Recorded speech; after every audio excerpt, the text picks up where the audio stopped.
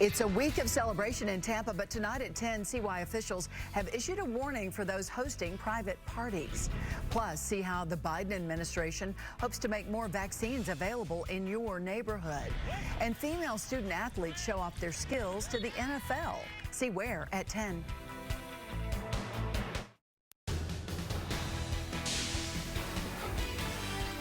Next at 10, a major drug bust at Orlando International Airport. What was missed at LAX and found in Florida when we come right back in 60 seconds. Now is not the time for us to take our eye off the ball. With the Super Bowl just days away, concern now grows about another COVID spike. And it's not just the game, but the parties officials are worried about. This pharmacy program will expand access in neighborhoods across the country. Getting more vaccines out to Americans tonight. The new plan to have more doses delivered to our local pharmacies. Like, Tom Brady. No, like, you know, I was like freaking out. I'm sure. Imagine sitting in your house and then Tom Brady casually walks in. That's what happened to this Tampa man. We have the play-by-play of his accidental, memorable encounter. You're watching Fox 13, and the 10 o'clock news starts now. Good evening, everybody, and welcome. I'm Kelly Ring. And I'm Mark Wilson. Thanks so much for joining us. Here we go. 4 days away from Super Bowl 55. Can you believe it? So close. With the eyes on Tampa Bay and the Bucs, the big game. It's easy to forget there's still a pandemic going on. Experts and public officials today said they're concerned that some celebrations could lead to another round of coronavirus. Let's go out to Fox 13's Evan Axelbank, who's live at Raymond James Stadium with the story of these two worlds colliding. Evan.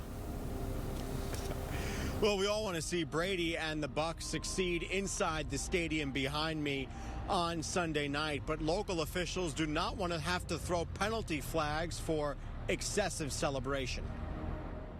In order to keep order at his famed outdoor sports bar in St. Pete, Mark Ferguson is selling tickets and requiring social distancing. So everybody will have a seat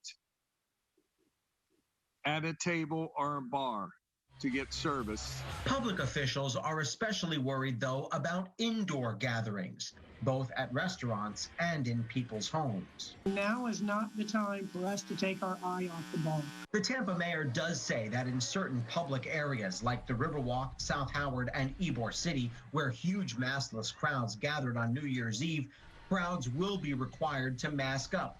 The city has 150,000 to give out for free. We're going to have a lot of people here, which is a good thing for our community, but we have to do it safely. The Super Bowl comes at an important time in the region's fight against COVID because Florida's 7-day rolling average of new cases has been dropping. It was around 18,000 January 8th. Now it's at about 10,000. Doctors hope this potential super spreader is more so a bowl of nothing.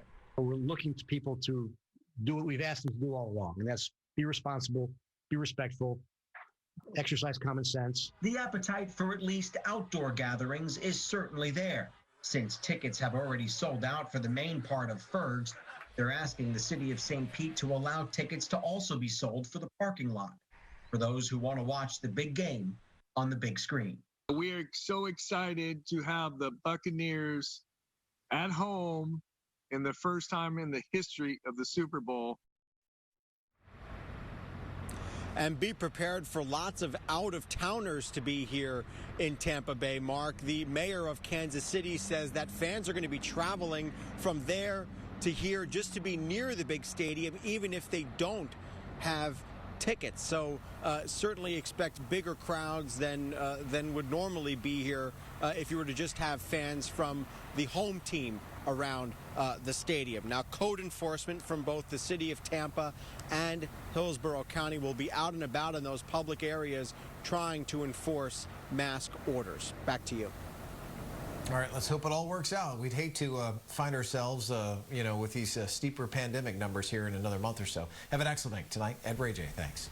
Well, As we turn now to Florida's fight against COVID-19, the health department reporting today nearly 7,000 new cases in the past 24 hours.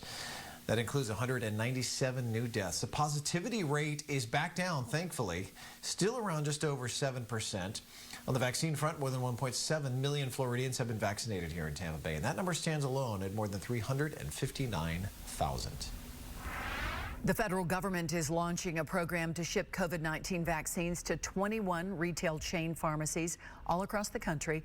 And starting next week, you might be able to get a coronavirus shot, a vaccine, at your local pharmacy. We certainly hope so. Fox 13's Catherine Hawley is live in Tampa. And Catherine, tell us what pharmacies here in the Sunshine State in Florida are taking part in this. Well, Kelly, there are 3 initial partner companies here in Florida: Publix, Walmart, and Southeastern Grocers. Right now, it's not exactly clear which locations of these chains will be getting doses or how many will be available. But next week, the federal government will ship 1 million doses of the vaccines directly to retail pharmacies across the nation. Officials say some locations may have supply of the vaccine as early as next Wednesday. Now, the spokesperson at Publix tells me that the company does expect to continue to receive doses of the vaccine through the state program they're partnered with, as well as this new federal program. Kelly. All right, Catherine Hawley reporting, and we are going to have all of this information on our website that you can access at any time that you need it. Thank you so much, Catherine. All right, so developing tonight in St. Pete, police there are looking for a man wanted for murder. They say he's armed and dangerous. Investigators say Cornelius Winfield killed Darren Barnes Jr. and then injured another man in a shooting at the Emerald Point Apartments. That happened early Tuesday morning.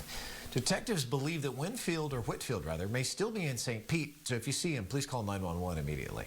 And the FBI has now identified the child pornography suspect who shot and killed 2 FBI agents yesterday at a South Florida apartment complex. 55-year-old David Huber owned a computer consulting business, and he had no Florida prison record, but he killed agents Daniel Alphin and Laura Schwarzenberger, part of a team serving a search warrant on Huber's apartment.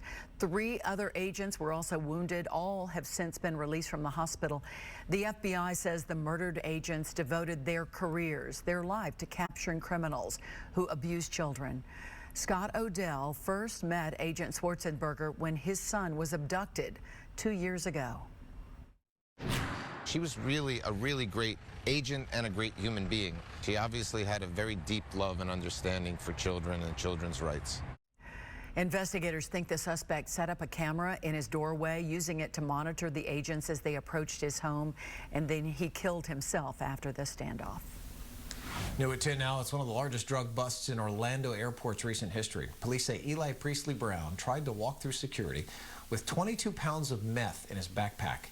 Brown was connecting through Orlando from Los Angeles, and an Orlando TSA agent found more than $500,000 worth of drugs during a random bag check right there at the gate. The TSA staff at LAX somehow missed it. Orlando police also found $900 in cash on Brown. He's facing drug trafficking charges now. All right, it's something Bucs fans, honestly, any football fan can only dream about, and that's getting a chance to meet the GOAT, the one and only Tom Brady.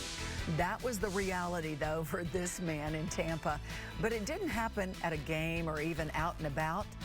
Oh, no, you know what happened. Up next, we have the story on how QB12 walked into the wrong house from the owner himself. And coming up a bit later on, she's a leading name among House Republicans. Tonight, Representative Liz Cheney learned her fate in her own party. We're going to have that and the road ahead for controversial Congresswoman Marjorie Taylor Greene coming up. Hey there, Paul. Nice night. Yeah, I tell you, well, the wind is gone, but the problem is the wind goes away. It gets even colder tonight with some radiational cooling. Maybe in some spots, I think I'll say it. I think the coldest night of the season in some spots tonight. We'll talk about that, plus a weekend warm-up in a few minutes. Don't go away. For big game coverage, start your day with Good Day. Let's go all the way, Tampa Bay.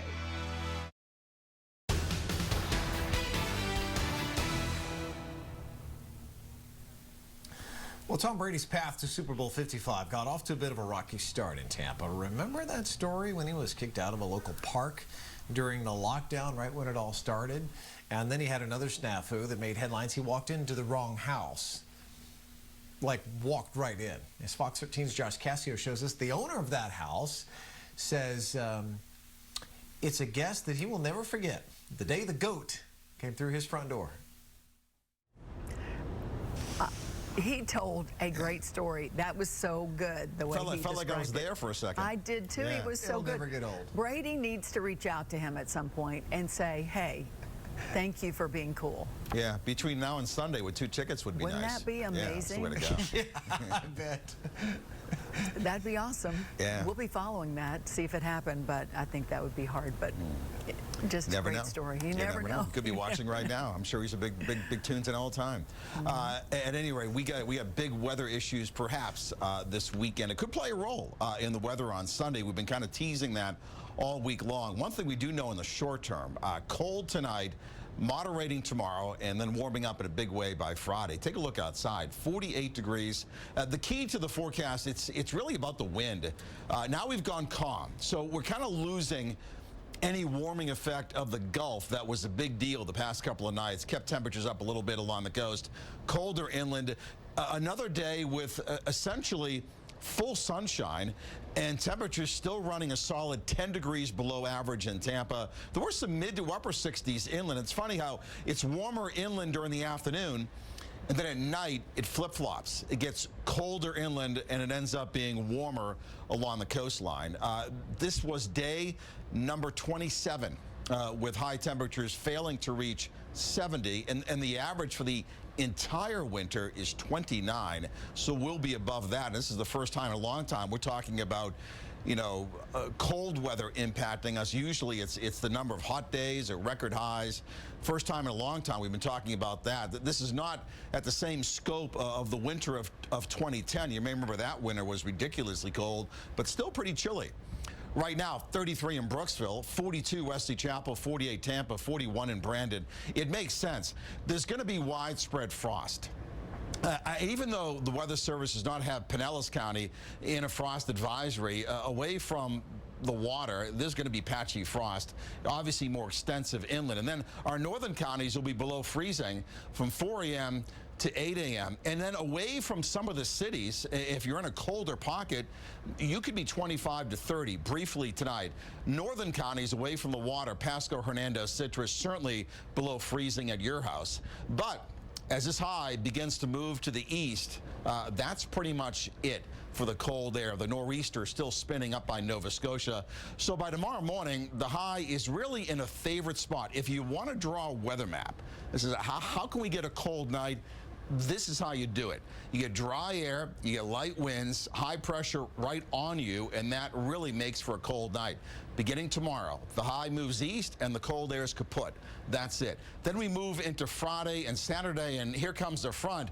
And the problem with that front, as we talk about the Super Bowl, is winds aloft will start blowing parallel to this front. So instead of the front racing down the state and just clearing us out, it's going to move south, but at some point it's going to stop and linger. And the question is, where will it stop? The models generally kind of have it move south of us, rain showers ending at some point Sunday afternoon. However, if this is off and say it's 50 miles north, we're going to have some clouds and showers during the game on Sunday night. So we'll be paying attention to where this front lines up. Eventually, it's going to turn back north as a warm front and give us more showers next week. A cold front and going back as a north warm front next week. So tonight, it's easy, clear, cold. Freeze north, frosty elsewhere, down to 40. We warm up from 40 to 67, a 27-degree temperature rise tomorrow. That's a lot, like being in the desert. And then on Friday, we're up to 74, partly cloudy, noticeably warmer. I'm going to go 60% rain chances both Saturday and Sunday, though it's not going to rain nonstop for those days. Hopefully, it's all done with by 6:30 Sunday night. And then we stay mild Monday, Tuesday, Wednesday with temperatures in the 70s. We're back in a few minutes. Don't go away. If you've changed the way you watch television and use a smart TV or one of those streaming devices like Amazon's Fire Stick or Roku, make sure you download the Fox Now app. The Fox Now app makes it easy to watch Fox 13 newscasts, primetime shows, and sporting events live. Plus, you can catch up on your favorite Fox programs. The Fox Now app. Get it now. Fox 13 Sky Tower Radar Weather is sponsored by the injury law experts at Farah & Farah. You only get one shot at compensation. Make it count. Farah & Farah.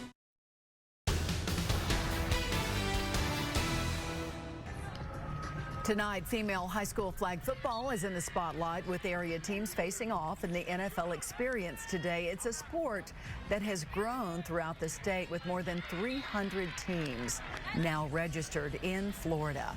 Fox 13's Jordan Bowen caught up with some of the coaches and players, and we know this is something they've been really looking forward to. Jordan.